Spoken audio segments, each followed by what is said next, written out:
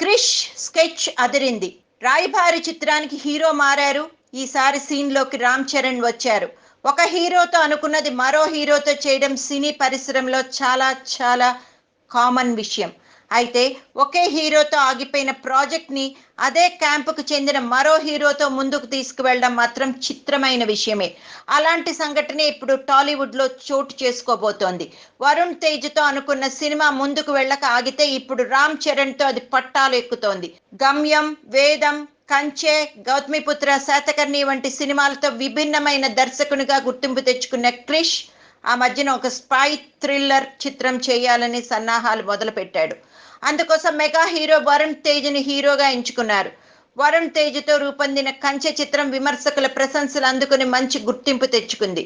మళ్ళీ వీరిద్దరి కాంబినేషన్లో తెరకెక్కిన చిత్రం ప్రారంభం కానుందని అంతా అనుకున్నారు. ప్రీ ప్రొడక్షన్ పనులు కూడా జరిగాయి.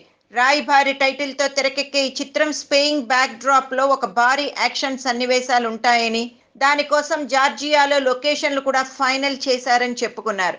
అయితే బడ్జెట్ సమస్యలతోనో లేక మరొకటో కానీ ప్రాజెక్ట్ ముందుకు వెళ్ళలేదు. కానీ ఇప్పుడు ఆ చిత్రాన్ని మళ్ళీ క్రిష్ మొదలు పెట్టాలని భావిస్తున్నారని సమాచారం.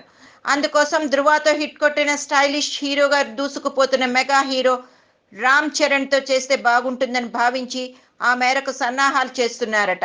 రామ్ చరణ్ అయితే బడ్జెట్కు సమస్య ఉండదని ఆయన ఆలోచన అని తెలుస్తోంది. ఇదే నిజమైతే జేమ్స్ బాండ్ పాత్రలో రామ్ చరణ్ కనిపిస్తారన్నమాట.